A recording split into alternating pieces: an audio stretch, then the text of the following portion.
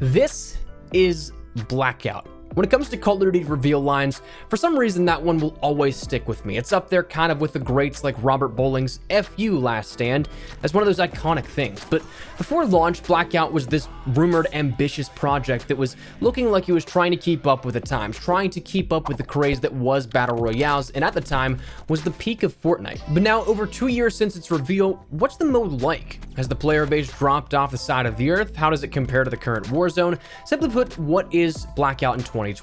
Well, recently I hopped back on for a little bit of nostalgia and some fun, and I figured I'd let you know some of what's been happening in the world of Blackout. So as we go along, let me know your thoughts on Blackout. Did you like it, dislike it, love it, hate it, whatever it is? Did you prefer Blackout to what we have now, vice versa? And as well, if you are new to the channel, do be sure to hit that subscribe button to stay up to date with all things Call of Duty, mainly right now Modern Warfare and Warzone, but as we draw into the more quieter times, a little bit more of a retrospective look at content as well. But anyways, let's talk about Blackout. Let's start firstly by talking about the player count. While unfortunately back to years past, the exact number of players is hidden from plain view, that still is the exact same way here with Blackout, but all of your playlists seem to have the exact same amounts here and filling up with relative ease. My memory is a little bit off because when I looked at Alcatraz, that was something where it said only 40 players, which seemed weird to me. I thought it was always 80, but it is in fact that. It's just 40 the entire time. And when we talk about the ease of finding lobbies, they may not be as easy as they were whenever Black Ops 4 is the main title. It takes now about anywhere from a minute to 2 minutes to fill up, and then that deployment countdown to go down to 0 and for you to go into the match. But other than that, it really wasn't all that bad, though truth be told, PC was lacking in the main year of support for Black Ops 4, so you're still, if you're on PC, just good luck, I guess. When it comes to gameplay though, and what this feels like within 2020, well, the first thing that immediately caught my mind, my very first game on, which blew me away, I found teamers in a solo match in 2020. It's not even the main year of support, guys. It's not the main game. You don't have to pad your stats that much, but the quirky oddball out of the way here, there was a lot of low-level players, a lot of high-level players. I came into contact with a lot of default skins, players that just didn't really have insane gun skill, but then at the same time, I also definitely found players that were pushing you in vehicles and running around with level 3s, shotguns, the MOG meta with that, and realistically, talking about the meta, it still seems kind of exactly the same. The players that you know have played the game, you can tell just by their movement, the way they challenge gunfights, that meta is still exactly the same, whether that be, say, using a KN or a SWAT RFT with the MOG or other secondary weapon. You can tell the guys that have been around the block, apart from those that this is their first rodeo, or one of their first rodeos. A while back, there was this thought, or I guess maybe conspiracy theory, that there were bots being added into Blackout to fill out those lobbies, and I have no idea if anything ever came of that, but there definitely are a lot of low-level players from the games that I experienced. So whether or not they're real players or not, it at least padded them out. They weren't level 1s in some cases, but realistically, I guess we just won't know. One big thing though that you can definitely tell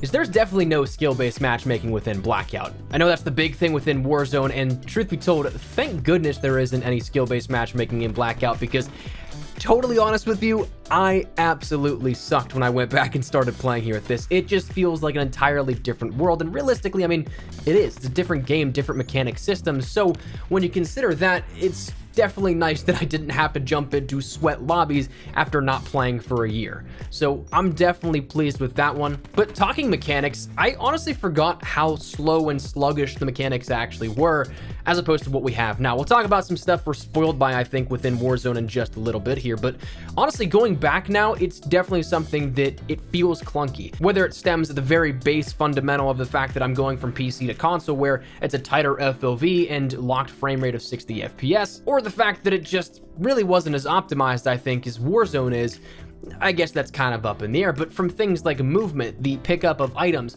the UI wasn't all that great. Driving to me just wasn't good in my opinion. I hated that you couldn't free look in Blackout on console because the right stick was tied to your directional controls. There's a bunch of stuff that, going back to it, I definitely think that at the time it was a good basic building block, but that's really all I see it as of right now. Another thing that I absolutely loved within Blackout was the ranking system. I love the fact that we had an independent ranking system within Blackout, and that's something that I really wish would come to Warzone and Modern Warfare, where there were two independent things, because I'd love to grind out for some skins in Warzone or something like that by getting up to the higher levels of Warzone specific ranks. I would love to see stuff like that. Same thing goes with Dark Matter and Max Camos. While I did enjoy the fact that I could take Damascus over into Warzone and play immediately with it there, the one thing that I really thought was a missed opportunity with Black Ops was the fact that they had all these challenges for Zombies, MP, and Blackout, but they weren't necessarily specific camos. They were just Dark Matter unlocking it 3 different times instead of being camos unique to that specific mode. One thing that I championed for, whether or not you remember this from the channel back then or not, is that I would have loved to see the numbers uniform turned into a camo as a max reward for Blackout. I thought that would have been really cool. Another thing that's really cool that, though necessarily I didn't go for when jumping on once again, was that of character unlocks. Blackout presented some really cool quest lines, if you want to call them that, in which you could unlock exclusive characters just by simply completing in-game challenges. What was nice was that at first you ended up having all these skins in Blackout specific only to these quests, encouraging you to take part in challenges and doing some specific quirky things perhaps, but once they started to roll out throughout the year, less and less of course were quest oriented and more so were shop oriented, but for the most part you had the ability to get a few cool items just by simply playing the game and engaging with the world of Blackout. Admittedly though, I wish we kind of saw something like that within Modern Warfare, where of course we do have missions and such that are specific for MP, Spec Ops, and Warzone, but personally I don't think that I care for a single one of those blueprints or the stuff that goes along with it. They don't really seem to be worth the trouble. Blackout's character unlocks though, those were definitely I think worth the little bit of time that you spent deviating from just trying to be the last one standing. I think it'd be pretty cool to see those things added in for whatever Warzone brings to the table with COD 2020. I do think that'd be an awesome addition. But other than that, talking about some stuff with Blackout, one thing that I've come to realize though, having jumped back on and really thought about it, is that we were spoiled by quite a bit of stuff within Warzone now that we've gone past what Blackout offered. Admittedly, while it was refreshing to go back and enjoy my first love of a Call of Duty Battle Royale, it really did point out some of the amazing strides forward that the game has taken since Blackout as kind of the basic building blocks for what Call of Duty can do as a Battle Royale. Perhaps the biggest one that Warzone introduced that we've been spoiled by is that of free-to-play. Free-to-play is perhaps the biggest part really in what will keep Call of Duty alive and on the map for quite some time to come now after Warzone's introduction. Blackout was beautiful. It was at the time my favorite Battle Royale in the market, and not to go all Battle Royale elitist, but having played all the way back since the early Arma mods, it just felt right with Blackout, and many others agreed. But the problem was that there was zero growth potential because the players that perhaps saw Blackout streams were players that, if they didn't already own it, probably wouldn't pay $60 just to simply try the mode, and that was a huge turnoff from a consumer perspective. Warzone going free to play has already proven to dwarf so much of what we thought we knew about Call of Duty, rejuvenating those player counts and the numbers to new levels, with reportedly over 60 million users since launch and probably likely closer to 70 if not exceeding that already, with launch of Warzone even exceeding the previous record set by Apex Legends for most concurrents in 24 hours, with another 2 to 3 million players on top of that if I'm not mistaken. Free-to-play has already put Call of Duty back on the map in regular everyday gaming outside of what it already had, and it gave it the ability to grow once again, reaching new and expanding markets. And I said it from the get-go that if Blackout was free-to-play, it would absolutely take off, but unfortunately that just never happened. So I truly loved Blackout, and if both were free-to-play, I'm not sure which I'd play, but honestly that $60 price tag, that entry barrier, I'm just glad that the suits at the top learned their lesson here at this one.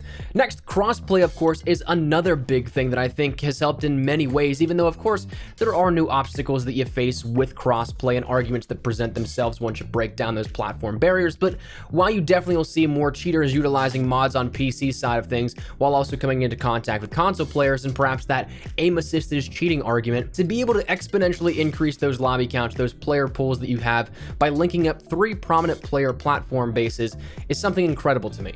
I love being able to jump into Warzone and play on PC with controller and have that higher frame rate and higher FOV, but also still be able to play with my friends on PS4, on Xbox. That's just such a great thing to have. And not to mention, I think perhaps the biggest thing with cross platforms is cross progression, meaning that you can jump from one account to the other on different platforms, PlayStation 4 to PC, vice versa, Xbox to PC and vice versa, and have every everything shared on one singular account, regardless of platform.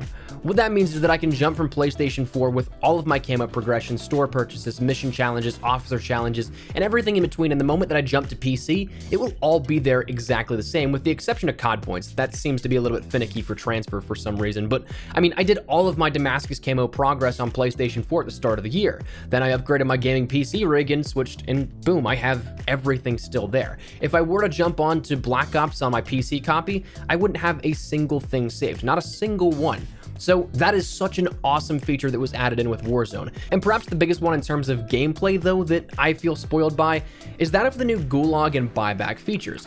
While this may seem cheap to some players, while it might not be everybody's favorite cup of tea, I feel like the progression of battle royales over the years, I kept finding myself saying, I don't think we can get really much better than this, because when I take a look at back where I really got serious about battle royales, H1Z1 was probably that gold standard that I had back in the time. H1Z1 though, once you got shot, once you were air quote downed, you were just completely eliminated right out of the gate. We didn't really think too much of that at the time, but then came along things like Fortnite and other battle royales of this air quote generation, if you want to call it that, to which they introduced knock mechanics. And the beautiful part about that is that it gave you a chance to get back into the fight. It gave you a chance to get back into the action. And as a player, that's always something you want to see, because who just likes sitting there and watching whenever you have the opportunity to play? You want to be a part of that team action. But the thing with those games is that whenever you were knocked and finished, you were out once again. There was no ability to get back in. You just maybe spent 30 seconds to anywhere from 20 minutes just watching your teammates.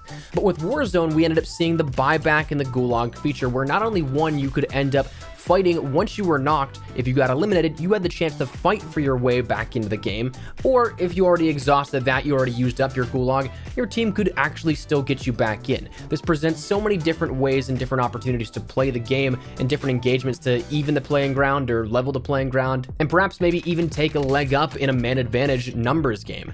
But the biggest part is that it always keeps you in the action. In Warzone, you are never out of the play. There's always that opportunity that you could come back. I guess maybe that's not necessarily the case if there is no buy zone within the final zone, but you get the point here. It keeps you always engaged in the action, and I love that. But when it comes down to it, while we've been spoiled by stuff with Warzone, I really do think that Blackout was a perfect stepping stone, a nice building block, something fundamental that introduced Call of Duty players to the Battle Royale genre, brought over its mix of things where it was a first-person shooter. It offered some of the same mechanics as MP with some specialist items and things like that, some cool quest lines, and was overall just a nice little way for Call of Duty to dip their toes into the Battle Royale genre right before making that huge investment into it, unbeknownst to all of us just 1 year beforehand.